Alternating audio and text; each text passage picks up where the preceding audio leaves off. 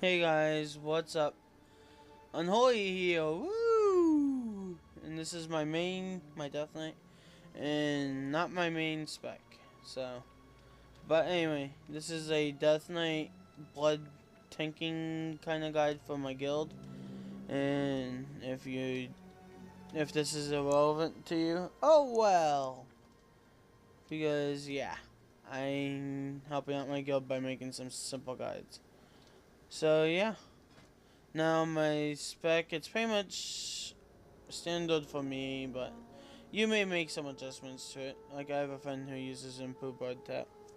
So that's a switch you can make.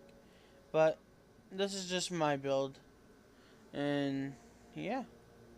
My glyphs are Hot Strike, Death and Decay, and Moon Strike.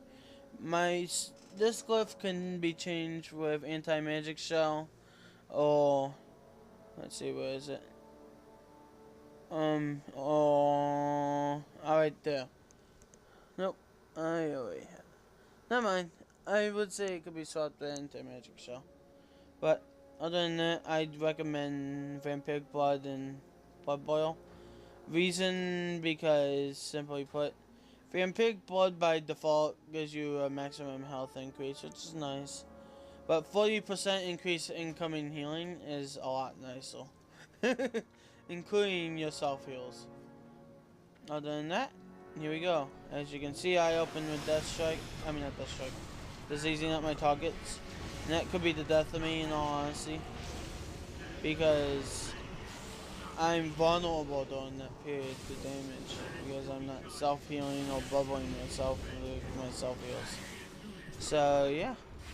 But D&D is your first thing you do before you even do your melee openers. Why? Because it gives you a huge amount of ammo. And yeah. Also, I do want to say we have a guildie who sometimes misses in D&D. You know who you are. And I find that entertaining. I'm not sure if it's intentional or not, but either way, it's funny. I can see hunter missing with a hunter trap, but I have never seen that. So, that's entertaining, to say the least. As you can see, I did a previous one in here as preparation and stuff like that. So, I need to pop a G's. So, yeah. Sorry for this inconvenience, but I think you'll get over it. This is for a guide, so, yeah. I really should empty my bags. Really should empty my bags. Yeah. Okay. But anyway. Yes, I know I could be making some money off this, but I don't have the time. I need bag space. Oop, one. Yeah, as you can see, I really need bag space. Not just a little bit. So, yeah. I don't know what that's doing, though. Anyway, those are my old thinking pages. Anyway, sorry about that, guys. I'm a noob cake. What can I say? And one thing to remember is bandages are nice. So, and yeah. This is an add-on. Don't worry about it right now. But anyway, let's pull the first annoying guy. I'm gonna pull him onto the elevator because that's more convenient. I don't care to miss the elevator.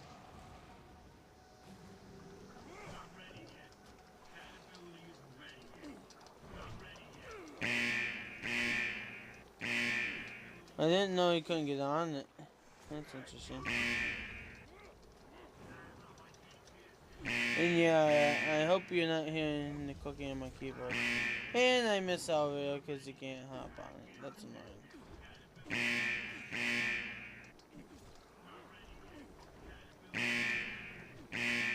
So yeah, that's GTFO making those beepy sounds.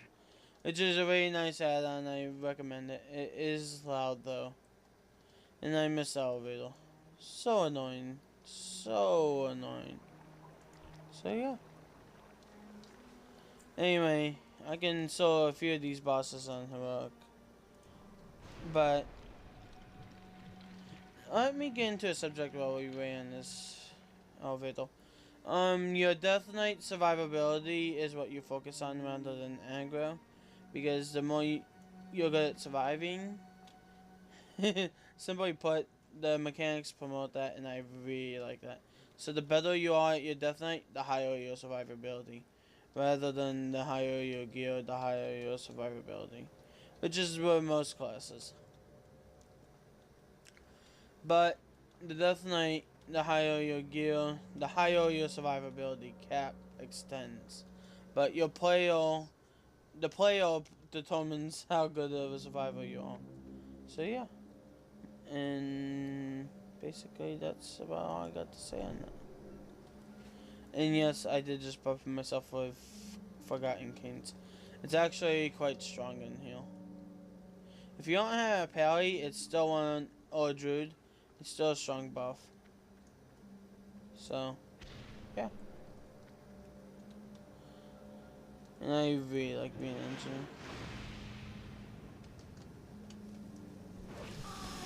And remember, killing is fun in video games. In real life, it's bad. Really bad. I do not promote killing. It's fun to enjoy video games. Anyway, kill. I'm bored, as you could guess.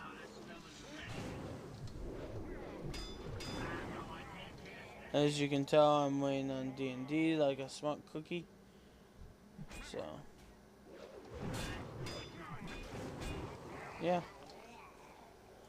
Just running out of things to say. This is gonna be a long dungeon.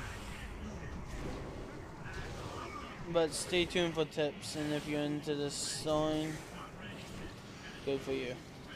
But anyway, I haven't really popped any major cooldowns yet, remind you. I just been relying on my survivability as using Death Strike whenever I can. When it comes time, I use cooldowns as needed if I can't heal through. Remember, this is just normal. This is a level 81 to 82 fight.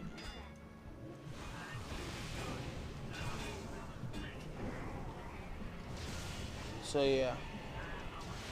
This is a 5 I'd probably be rotating. The cooldowns are crazy, so...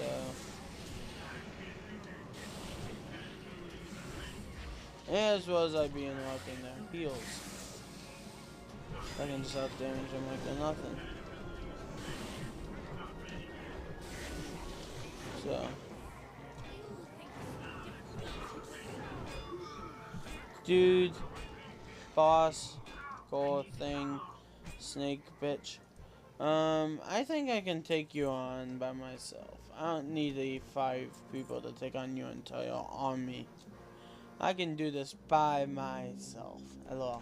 Sorry, I'm just talking to the boss like a noob. Noob cake! Yay! Anyway, I hate this pool. This will be a guy who will walk into the area.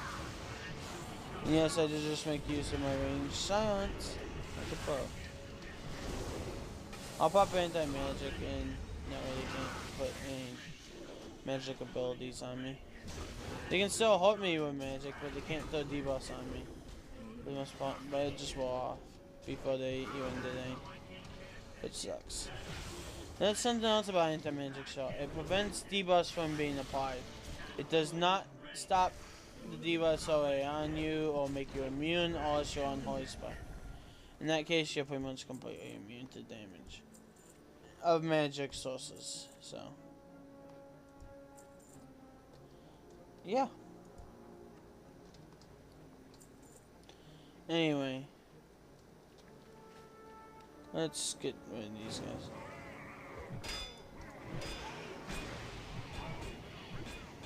As you can see, D&D with mobility talent is really strong. I just put it down and forgot it.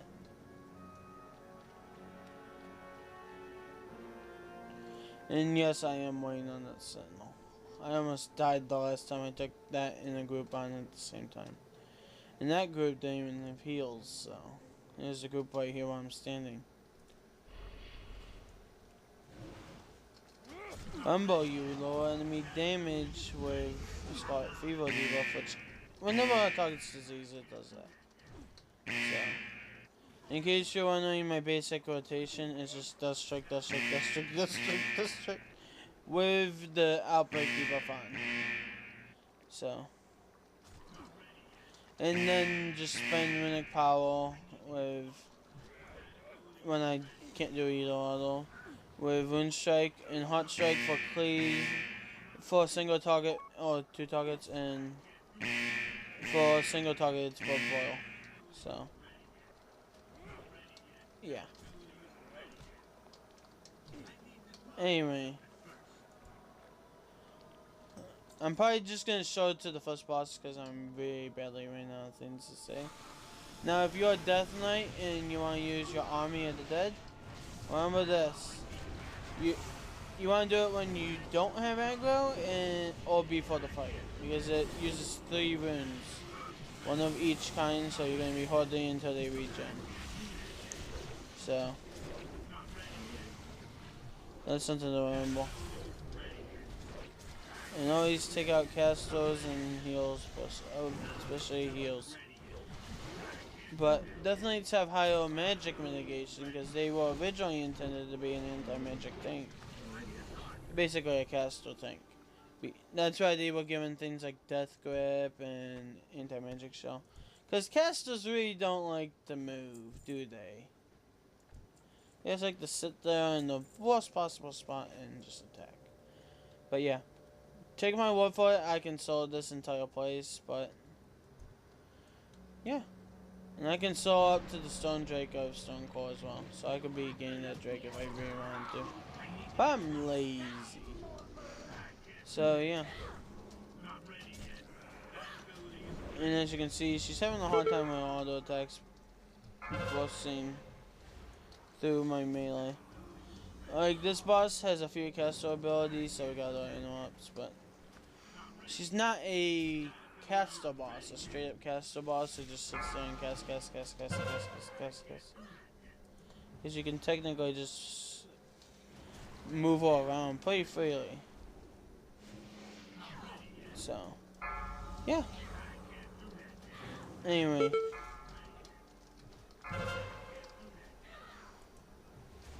Luckily, our Mind Feast is not tied into global cooldowns, and in case you're wondering what a global cooldown is, basically you see how every time I attack I can't attack for a second.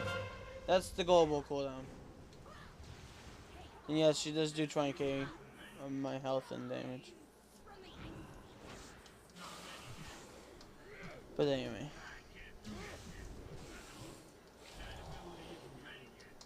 As you can see here, not much damage. Anti-magic up. And I can't use Death Strike. That's odd. Yes, I know I'm cloaking. This is very bad for tanking, but I don't know my tank. So deal with it. It's much better to keybind your buttons into your abilities, in all honesty. Like, all my cooldowns should be keybound, in all honesty. And I have no excuse since I have a Razor like a mouse, so. Other than, I'm a lazy bastard, so. Anyway. And I'm not normally a tank. I'm normally deep in this. Which, we'll get to my fast DK video in another time. One thing I will state is I won't be able to make an unholy DK video because I can't make more than 1 DK. I may have someone else in the guild who plays it help with that, but I don't have a unholy spec and I'm not geared for it. But anyway, I really understand a lot of fast mechanics, but I'm one of the best fast DKs in the guild, if not the best. Not saying anything about anyone else, but in terms of knowledge, I really know my shit. Look at my wall, just keep running into the cloud. into the, not cloud, the whirlpool. That's what I'm saying. And I saw it keep getting fun back. I don't see where it went now, if I just died.